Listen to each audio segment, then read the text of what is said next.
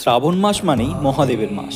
আর এই শ্রাবণে আমি আপনাদের খোঁজ দেবো কলকাতার কাছে অবস্থিত এমন এক শিব মন্দিরের, যেখানে রয়েছে পূর্ব ভারতের অন্যতম উচ্চতম 51 ফুটের পঞ্চমুখী শিব মূর্তি। হাই, আমি দেবেন্দ্র, আর উইকেন্ড সিরিজের আরও একটা নতুন ভিডিওতে আপনাকে স্বাগত। আর আজ আমি আপনাদের নিয়ে যাব হাওড়া জেলার শালকিয়ায় অবস্থিত শেঠ বংশীধর জালান স্মৃতি মন্দির, যা নয়া মন্দির নামে পরিচিত। আহিরিটলা ফেরিঘাট থেকে লঞ্চে করে চলে আসুন বাধাঘাট, এবং এই বাধাঘাট থেকে মাত্র 5 মিনিটের হাঁটাপথেই রয়েছে এই মন্দির। এছাড়াও হাওড়া স্টেশন থেকে শালকিয়ার বাধাঘাটে যাওয়ার যে কোনো অটো বা বাসে করে খুব সহজেই পৌঁছে যেতে পারেন এই মন্দিরে। এই মন্দিরটি প্রতিষ্ঠিত হয় 1953 সালে, এবং 2015 সালে এই মন্দিরে একটি 51 ফুট উচ্চতার পঞ্চমুখী শিব মূর্তি নির্মাণ করা হয়।